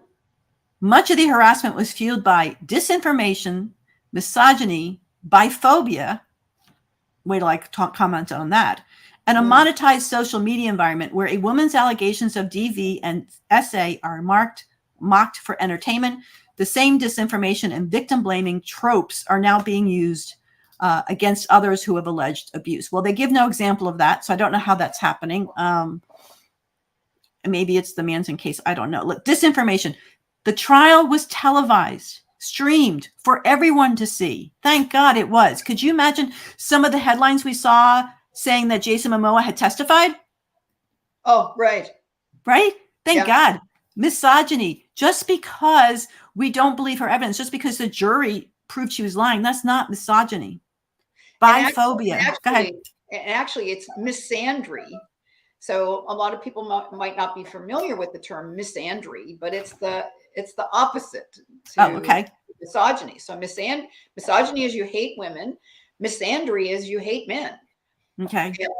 And this is what's actually been going on, is this misandry going on. And that blocks people from having an awareness that we can care about men, because they're labeling all men as bad. Right. Or, maybe their own partner or whoever, they're willing to take some exceptions, but as a group, they label men as bad. Biphobia. People, she was arrested for attacking her female partner. She was the only one that was arrested for DV in that courtroom. Yeah. This is not biphobia by any stretch. She had been arrested for assaulting, and they brought on Beverly Leonard because Amber Heard opened the door. Yeah. She said, I know it's wrong to hit a man, a woman, I know it's wrong to hit any human. And they said, doors open. We get to bring in her arrest. Mm-hmm. And they were able to get Beverly Leonard in there to say, yes, I witnessed what she did to her partner. And they're claiming biphobia. Right. This, in our opinion, the Depp v. Heard verdict, again, they're talking about the verdict, not just what was going on during the trial, continued discourse around it indicate a fundamental misunderstanding of IP, I assume, and SV, and how survivors respond to it. The jury, this is a verdict. The jury found she lied. The jury found he was the victim. Yeah, so let's talk about this, Laura. So I think what they're pointing out is, again, what I was saying earlier, from their perspective, from the bulk of the DV community, which is the people involved in treatment and advocacy, they are saying, here's the reality about DV. It only happens male to female, and it only happens because of patriarchy. And so Right. from their perspective, they're saying, well, you must misunderstand DV because you're saying that a man could be abused by a woman, and you're all bad and wrong because that can't happen. Right. The That's what they're damaging, right? The Bingo. damaging consequences of the spread of this misinformation are incalculable. We have grave concerns about the rising misuse of defamation suits to threaten and silence survivors. So what they're saying is, if you're a man and you're abused and you're lied about, you're defamed. Now, they're actually saying about this, anybody, you're not allowed to use our justice system. That's what it's there for. You just have to shut up and take it and have your life ruined, never work again. You abused the legal system, and yet he won. That's far from abuse. And something I want to remind our listeners that, and watchers, I should say, from the very beginning, they tried, Amber Heard tried to get it dismissed for venue. No. Tried to get it dismissed for inconvenience, like everybody lived in Los Angeles. No. Tried to get it dismissed that the op-ed wasn't about him. No. Tried to get it dismissed that the UK judgment. No. Tried to revisit that and say, hey, no, judge, I think you got this wrong. We want an interlocutory appeal to get this dismissed. No. Try to get it dismissed at the end for a summary judgment. No. Try to get it dismissed again after Mr. Depp rested his case. No. This is not a misuse of a defamation suit. This is a very viable legal lawsuit that Johnny won. Yeah. So this is the very definition of not being misused. A right of any citizen here to do that. Right. We condemn the public shaming of Amber Heard and join in support of her. We support the ability of all to report IP and SV free of harassment and intimidation.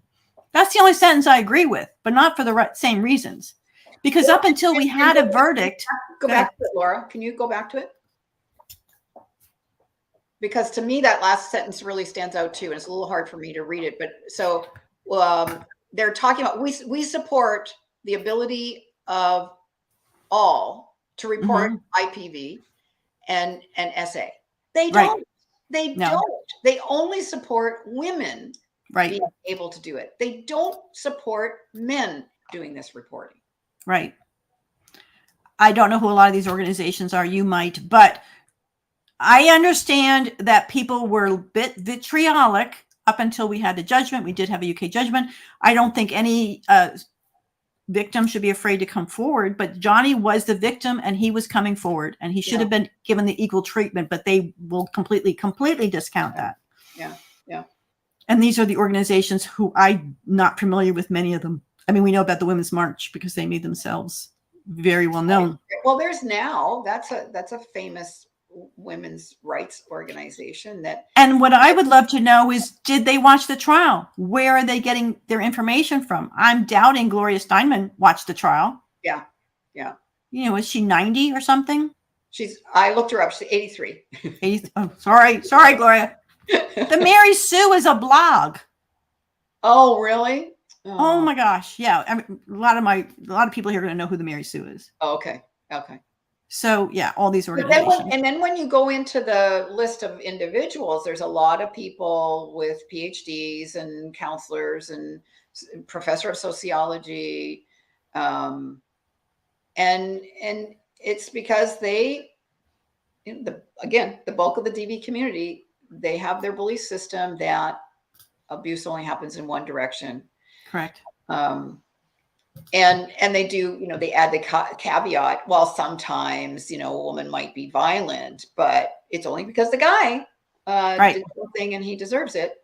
And if she does hit him, he doesn't really get hurt. But the stats don't go that way. By the way, the stats, there's a lot of stats that show that it's pretty equal numbers of men who are abused by their partners and women who are abused by their partners. Mm-hmm. And it's even pretty equal numbers in terms of harm done, physical harm done that creates, that is dramatic. Like you have to go to the hospital, or you've got marks, or you've got some physical remnants of being physically attacked. It's pretty even numbers. And that's from when you look at, and I've got a website about, if you put stats in the search, you'll come up with the bunch of the research that backs that up. And even talking about what's the research on the other side and where's that coming from? Because I think that it's distorted research that is being touted, and why people are out there saying, well, things like, well, it doesn't really happen very often to men. It actually does. Yeah. And I wonder how many of these people who signed this really paid attention to the trial, really knew the outcome, or were they what were they told? Oh, Amber was treated badly after she wrote the op-ed. Well, nobody should be, what were they being told that they're supporting? They now have a website. A Twitter page. Let's put it in perspective. 1,300 followers, people. That's all. Oh, interesting. This was organized back in October. They've been doing this for a long time. They didn't just come up with this overnight. This has been a big project, as Dauber said. So please look at these numbers. They're nothing. We have almost 5 million on that position, on the petition signatures. We already have 12,000 signatures on the one open letter. There's a couple out there. There's another petition. I have 77,000 followers. I don't know where they came from. I didn't ask for them. I'm thrilled, but I did nothing to say, follow me. I didn't do any campaigns. And they only have 1,300 followers. They're getting 64 likes. Yeah. And they're working it. There's the Mary Sue, 168. Oh, okay. 9. 7 likes. That's very 2 likes. Yeah. Yeah. Women who allege SA and DA should be able to do so free of death threats, rape threats, and global humiliation. The global humiliation was a statement that says, if you take me to court, I'm going to have to tell the truth. I'm going to have to bring my evidence. Don't make me go to court against you. That's what that statement was about. 29. Well, I think they're referring there to the people who are outraged by what she did, the public. Well, they put it in quotes. That's his statement. Oh, gotcha. Okay. Yeah, they put it in quotes. Yeah, you're right. You're right. So this is right after the verdict. This is November 2nd. The actual malice of the Johnny Depp trial. The actual malice was they found actual malice against her. Period. I'll do this quickly. It's baffling, unedifying, a sad spectacle. It was gripping if you watched it, because it didn't play out the way we expected. It ended with the jury finding in favor of Depp on all questions and in favor of Heard of only one. It's clear that the confusion was the point. There was no confusion. Right. Ben Rodenberg said, just find one. All you have to do is find one. And they couldn't find one. Yeah. He lost a similar case because she was not a participant. She was not a party. She could do whatever she wanted. She could cherry pick, and she was not forced to provide anything. And the judgment itself contradicted itself. Yeah. Even before the verdict came in, Depp had already won. I disagree. I understand his popularity grew, but she showed up into that final day for the verdict reading wearing that similar black dress as she had for her TRO and for the UK. She expected to win. To win. What had looked like a clear-cut case of the DV had devolved into both sides melodrama. It did look like a clear-cut case against Johnny, and that's what some of the law tubers said. But they soon found, as it went through the evidence, that there was no way that this was not making sense at all. Well, and anybody who actually just took a look at the evidence that was all in the public domain after the UK trial could see that Johnny was abused by Amber. Right. Oh, yeah. I don't mean that women always tell the truth, that men are always guilty as charged, or that due process isn't the bedrock of the justice. Well, it's exactly what you're telling us. But Deb Heard wasn't a criminal trial. It was a civil action intended to measure the reputational harm against one claimed by the other. No, it wasn't. Reputational harm was the punitive damages. That's where they assessed how much she should pay. The civil action was intended to find out who was telling the truth. That's defamation. You're lying about me. That was the civil action. So he's twisting it to like who hurt each other's reputation the most. Yeah. In that regard, Depp possessed distinct advantages. He isn't a better actor than Heard. But her conduct, I don't even know what that has to do with this. But her conduct, and this is the only reason I'm bringing this up is they're putting this is the most important, only important news article that they're citing in linking to their open letter. Oh, that's where it's from. Okay. Yeah, I'm sorry. I clicked on it up here, right at the top.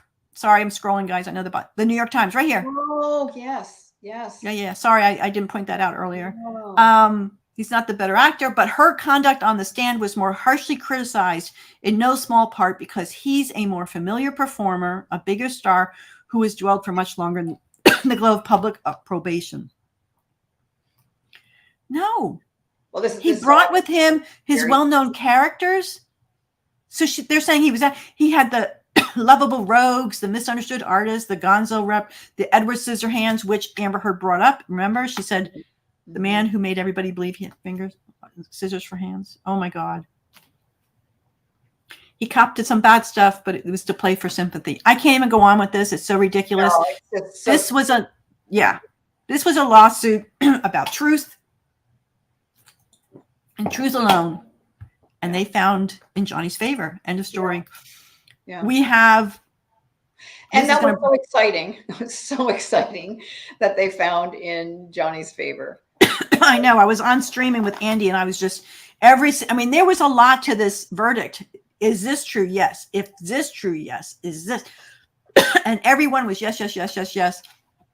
And even for the one that he was found liable on, his statement by his lawyer, she was not awarded punitive damages at all. Right. Yeah. I haven't seen any questions. Oh, here's one. Yes, there is a limit. And I think it was only a year. Oh. Yeah. Sorry. I actually swallowed air. I inhaled. I was like, and I just swallowed air. So here we have the esteemed Dauber. She is one of the biggest impetuses behind this open letter to Depp trolls who are harassing and attacking the signers of our letter. It's too late. You have lost. Feminists know how to fight back, and we did. How does it feel to lose to women? Bad, I hope. Cry more in cells. Oh, and so go F yourself. Oh, she's so abusive. Mm-hmm. And actually the letter, that open letter was abusive. It's abusing all males who are being abused by women, and all women who are being abused by women. And here's the hypocrisy, right? Rihanna, who is a known survivor. Yeah. I mean, we saw the pictures, we saw the admissions, we saw the charges. She supported that. So what does Dauber go? Both will end up in the trash can eaten by rats. That's called a Kentucky funeral. This is a complete opposite of what their open letter is all about. A true survivor. I mean, they both are. But remember, the lawsuit wasn't about his abuse. It was about the lies. You have to remember that. The jury didn't find that he had been abused. They found that she had lied about the allegations against him. Nate, I love Nate. I love how the media is being exposed. If you do not think as they want, they will destroy you. Rihanna, a billionaire Black woman and survivor, is being attacked for supporting another survivor. This is never about truth. It's about obedience to the mainstream media. Well, and I would say that it's about obedience to the DV narrative. No, I just pulled some of these very quickly. They were gut-wrenching. A quick question I'm seeking a conclusive answer to. How is one deemed an expert in DV? There is no singular credential that awards one the title of being an expert. All thoughts are welcome. What do you think? Well, I'm sure that it's probably true that there's no single credential. There would be people who've taken training and, like the community class hours, that kind of thing, that are relevant, that would potentially say they're an expert. Yeah. I think she's referring to so many that signed that have no affiliation. Oh, gotcha. That would be my guess. Yeah. Because obviously you're trained and other people are trained and clinically trained. Victims don't have to be perfect. I agree. A lack of evidence doesn't mean abuse didn't happen. Also agree. With AH, it wasn't a lack of evidence that made the jury not believe her. It was the indisputable evidence that contradicted and outright disproved her claims. And we had that. Nate, I just saw a video the other day when he was re-showing this, and he was saying, Amber Heard said this, Johnny said this, and all the witnesses, including the randos, including the people who came in afterwards, Kate Morris and the Morgans and the LAPD, and they all came out and said, no, this isn't what happened, people. We saw her harming him. Here's a good one. Women who falsely accuse men of are legends, to be honest. Was that serious? Yeah, this is serious. This is the way women believe. Yep. Here's another one. And I think she probably signed.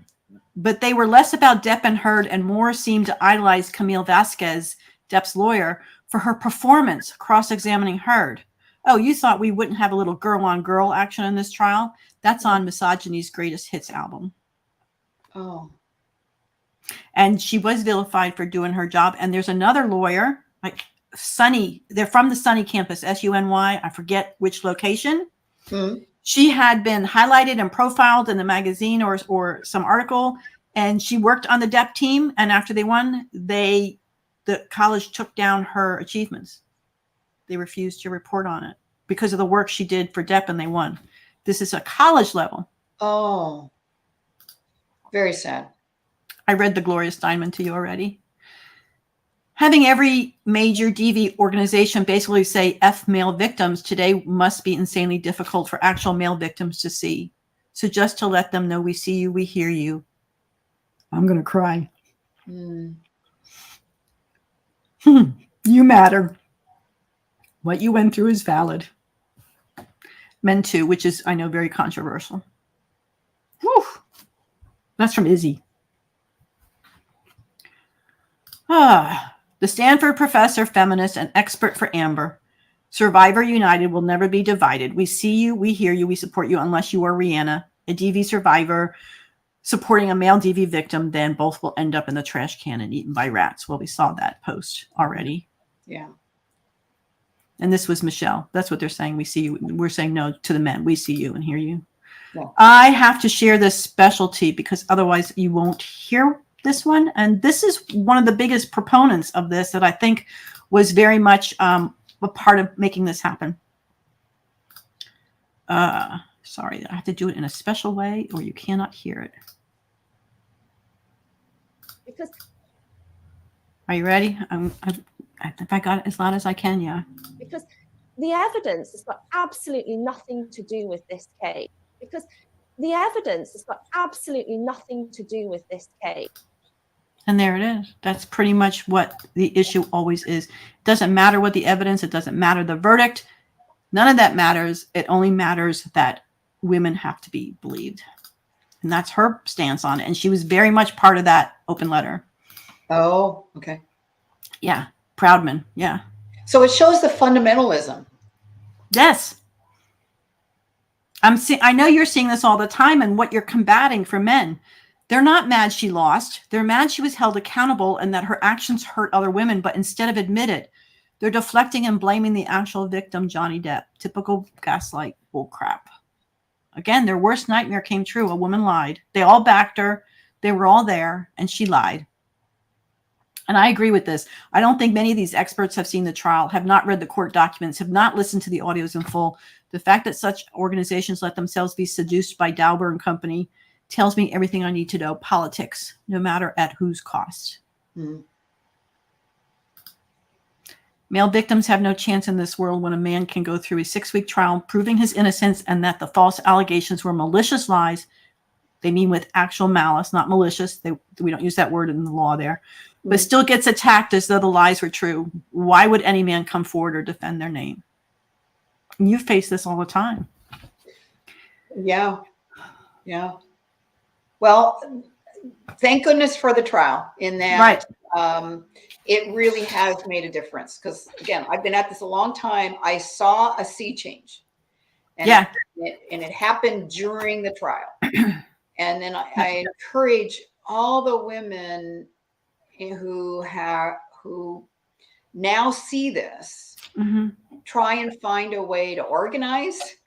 Maybe it's a website, maybe it's reaching out to organizations that already exist, but there are so few of them. Yes. And it just seems to me we've got this body of energy that I wish someone would bring together so that it could be utilized to make it. I don't want us to lose it. Right. Well, I'm going to come back to that a little bit, but I'm not sure about making a new website. But Dr. Heinz Doofenshmirtz let's not act like we actually can defend ourselves if we come forward. JD is rich. The average man going through this can't even afford to even pursue a case. It's rather sad, to be honest. Even if men do have proof, they still side with the women. I've seen it on TikTok recently. There's been a man that's been posting what he went through. Now, let's keep in mind, this wasn't a criminal case. This is civil. Yeah. And I'm sorry, I forgot to take this down. If a man was to sue civilly, Johnny's case is estimated to have cost over $20 million. How we know that her case cost an estimated 10 to 15 million if you include the appeal based on some of the insurance documents I've read. How can the average person sue even at what's a lawyer, $350 an hour? Even before it gets to trial, even assuming you might get a settlement somehow, a statement, an average person can't do that. Yeah, it's very financially debilitating. Yeah. The Me Too industry is predicated on the notion that women are perfect victims, that all men are Harvey Weinstein, and that tweeting to cancel a celebrity is so brave. It's not. It's a power grab, a meal ticket, extortion. It drowns the voices of true victims in dishonesty. And I have like one more. That's well said. Well said. Yeah. How, if one is falsely accused, should they combat such allegations? They cannot speak against an allegation publicly without ridicule and harassment, and they can't take their accuser to court to prove their innocence from being accused of Darvo. What is our solution here? She does some great threads. She really does. She really does. And I think that's pretty much what I have, other than the closing video. We covered a lot. Yeah. And I appreciate, we've got some great viewers, and I appreciate y'all sticking by. Do you have any last thoughts? Oh, I know you were talking about what can we do. Let me go back to this page. Well, we already have something here that maybe we can somehow work with. And what I was going to challenge our viewers is there's lots of research done. There's lots of media and articles and press releases. What if you set aside at least one day a week to tweet out, or Facebook or Instagram, whatever you're on, and say every Monday I'm going to post something to support elimination of violence against men. And there's plenty to choose from, and I'm sure they're still always adding to this. The start of September, they're adding their articles. There's Facebook pages. Here's a hashtag we can start using. So that's one way we can support it as a regular person. Just take the time, set it on your calendar, post something on this day every week. If you could post more often, that would be great. How does that sound? That's fantastic. That's fantastic. Right? And that's real world stuff. That's what we can really do. We might not be able to sit down and make a whole website, but we can use one that's already up there. Yeah. The research is there. Yeah. Very good. So that's what I was thinking. They will be thrilled for the support. Yeah. Whew. So thank you so much. Now you've got a busy day, don't you? Or did you already do your thing? I don't know if you want to share that. I already did the press conference for the International Day for the Elimination of Violence. You already did it. So you've been part of this conference today. Yeah. And there's nothing going on that we can view somewhere, is there? Everything that I know of is on that page that you just had up. Yeah, but there aren't any YouTubes that are streaming of the events for the weekend or anything. I don't think so. Because today is the Elimination of Violence Against Men. Tomorrow is Men's Day. I think they call it International Men's Day. Yeah, so that's another thing for people to find some way to tweet or social media some support for men, because as I said earlier, men are hurting in a lot of ways, and there's this empathy gap where people don't tend to treat it seriously. Yeah. They see men as a privileged class in an absolute way. And while even in developed countries, there may be some advantages, there are many ways in which men are hurt. And so we have 75% of suicides are male, 75% of deaths from substance abuse are male. They're the majority of the homeless. They're also the majority of the unhoused. The boys in the U.S. are now graduating at lower rates than females are, even entering college at lower rates. They're less likely. A boy is less likely to have a same gender teacher in elementary school. Mm-hmm. So there's just so many ways that we can actually try and address the areas in which men are hurting. And another one that comes to mind is men die younger than women. And we've just accepted that for all this time. Nobody's going, well, okay, why? Why is this happening? So one of the things that I'm involved in here in Washington State in the US is that this is our second we're presenting a bill to the state legislature. This will happen in January, but we're working on it now for the creation of a commission on boys and men. And it would look at these ways that males are hurting and ask the question why, and how could we help?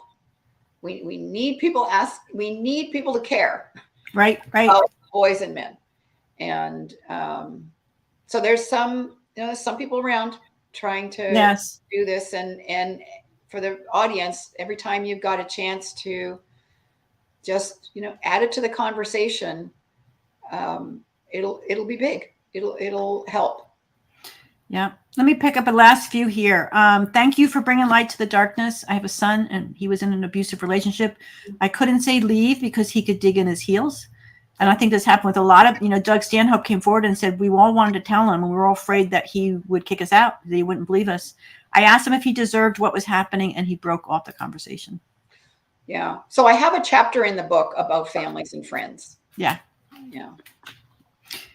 Imagine how real survivors feel when they're identified and who the survivor. Here he is.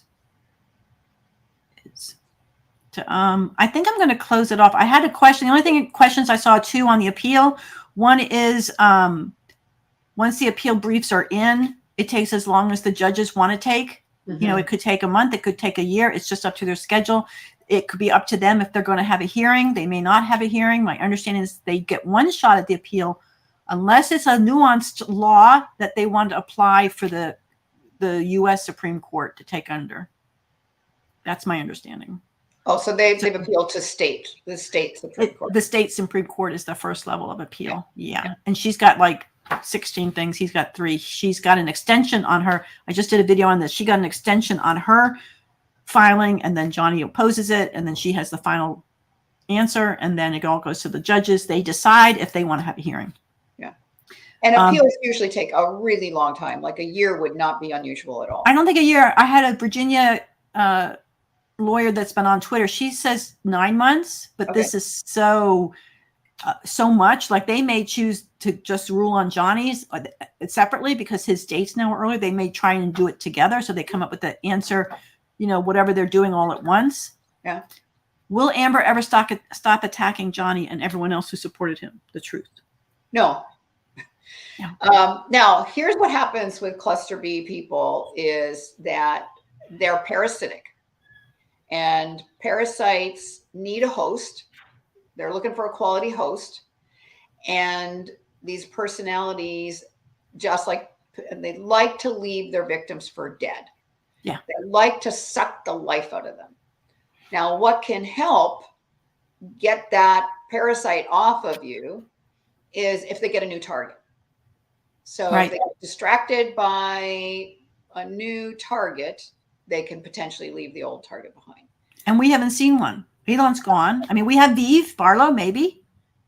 We don't know that relationship. It doesn't always have to be romantic, or maybe it is. I don't know. We have Bianca Beauty, who has come back and forth. We were surprised to see her in Spain. So with this question, she will never stop. We know that. We now see this organized open letter. I don't know whether she had anything to do with it or not. So I'm hearing a lot of people are saying, again, we talked about this in the beginning. Why doesn't Johnny's PR do something about it? Well, again, there aren't that many organizations. But the other side of this I wanted to bring back around to is she'll suck the life out of him. Yeah. If he answers, it becomes tit for tat, and it gives her another reason to answer. And then he'll answer. Then she'll get an answer. And he doesn't want to give this life and air and breath anymore. Yeah. He's moved on and we see this in his PR. If you look at what his PR has been doing, he won the trial. He had already gone. He already had been committed to be on tour. Right. He was on tour. He's done, Dior has signed him on again. He's done another tour. He's released an album. He's filmed. He's announced, I think it was directors. work he was doing. He's done a video game that he was highlighted in. Yeah, he created a character for a video game. He's released more NFTs. He released in Castle Galleries. They sold out, and I think $3 million of the proceeds were donated. This is what he's done since the trial, people. This is what we could be fixating on, and not her tit for tat all the time, thinking the PR, the MTV, the Rihanna. Even though all these things are met with negativity, we just keep pushing the positivity. We keep pushing our support, his projects, his friends. Even still, I tried to do that for a while, and I started traveling with the weekly roundups. By extension, he's got the Hollywood Vampire Tour coming up. There's a lot of positivity in his life. His PR wants to focus on, and he does not want to have to be reminded of her, or think of her, or give her energy, or take away his energy. Does that make sense? Total sense. Yes. I talked a lot, and I'm sorry. Oh, it's your show, and you did great. I wanted this to be your show, and I hope this book was fabulous. And I'm telling you, everybody should read it for their children, for yourselves, of course, but your children growing up. Signs to look for in even high school romances, first romances, and how people know how you should be treated, and what's wrong and what's right, and how you should treat people. I really think it's a good conversation book with your kids. For yourself, obviously, if you think, but to head off these problems is what I'm thinking, to head off these problems. What is not right and healthy. Yeah, that was one of the intentions in writing it. Yes. Yes. I don't see any more questions specifically. I see a lot of comments, but I know we've been here 2 hours and you've already had a busy day. Yeah. I'm going to need to let you go. I so thank you for coming on, Anne, and I am challenging everyone, please set a day once a week. It doesn't even have to be the same day. That way we're interspersing all week long, whether it's my Monday or your Wednesday or somebody else's Thursday. Put a post out somewhere. And these sites I'll have them all listed down below, for reference, but you can Google more, and let's get this promoted. I think that'd be a fabulous way to help. And I just so thank you. You've been such a good friend. I love that we have these chats, and thank you so much for coming on, Anne. I appreciate it. Is there any final words you want to say? Yeah, I appreciate you, and I appreciate, it's going to make me teary.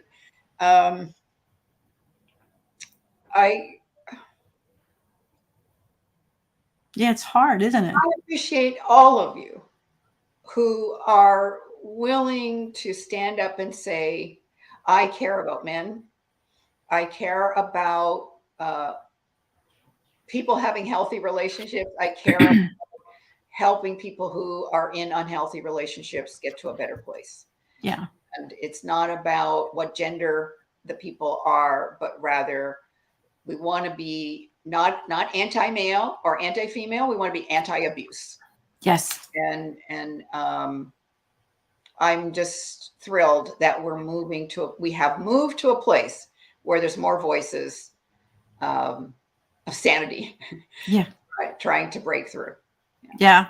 This is and what Johnny said, if you see an injustice, if you see someone being wronged, not even physically, just wronged, don't sit down, stand up, because they need you. The smallest voice that turns into collective voices, and we'll just get through these problems one step at a time, one bite at a time. Yeah. And that's what he had. So Marcella was still here. Thank you, Marcella. She says, thank you very much, Anne. And I'm going to leave us with, I'm going to play this next YouTube. I hope I don't get hit with it. I'm going to play this to let us go. And Anne, I'll let you go, or you can hang and watch it. But otherwise, thank you so very much. And again, this is from that same website. And I hope you can hear it.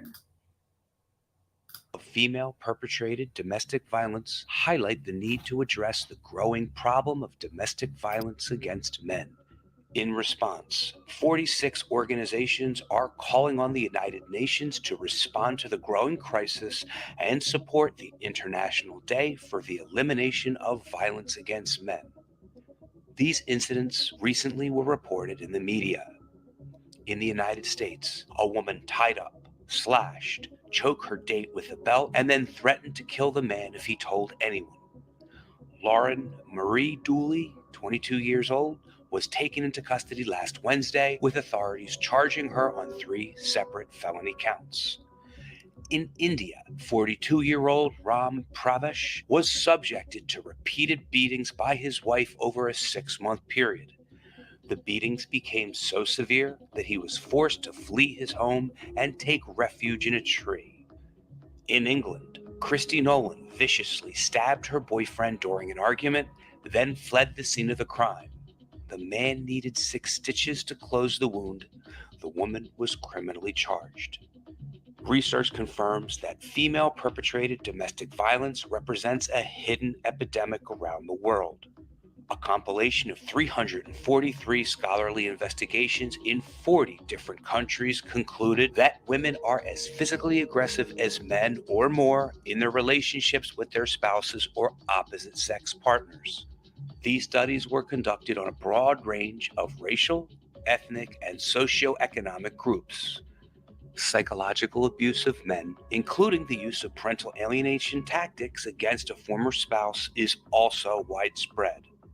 In response, 46 organizations from 16 countries around the world have sent a letter to United Nations women urging that observances of the International Day for the Elimination of Violence Against Women on November 25th be expanded to pay particular attention to the problem of domestic violence and abuse against men.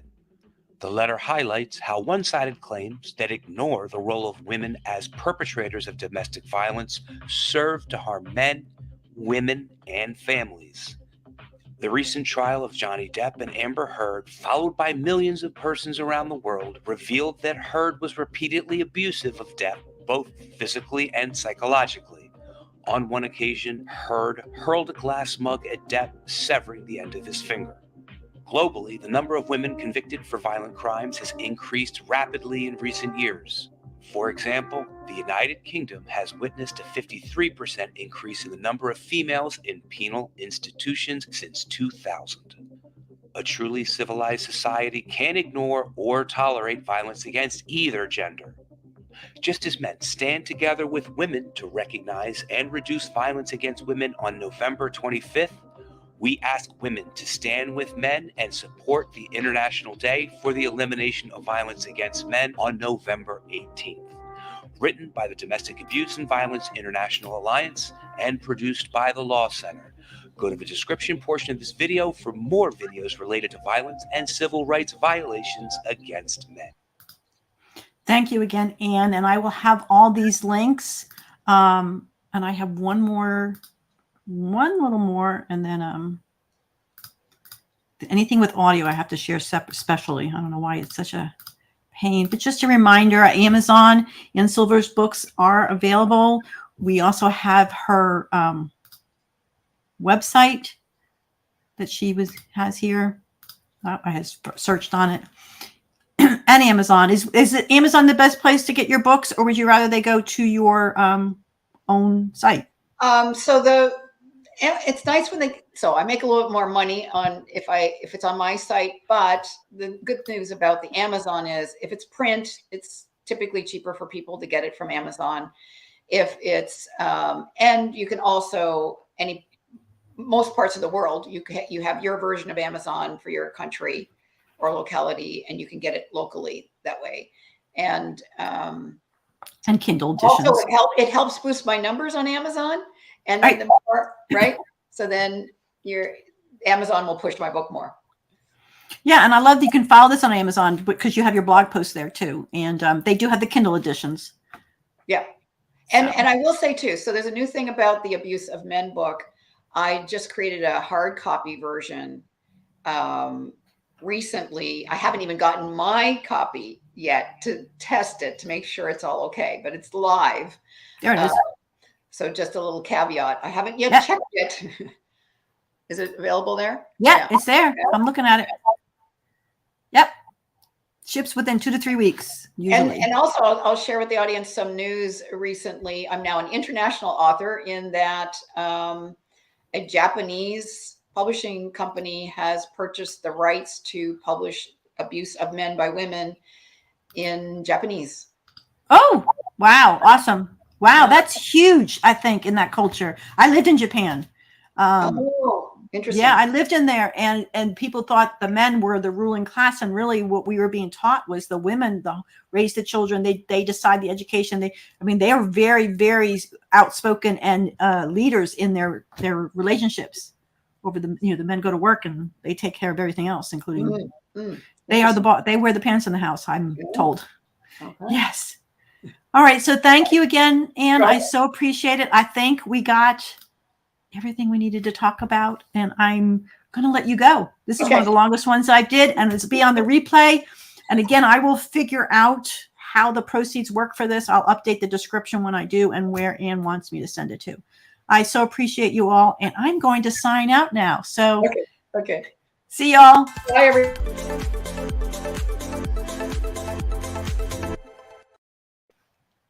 Oh. Yeah, I didn't.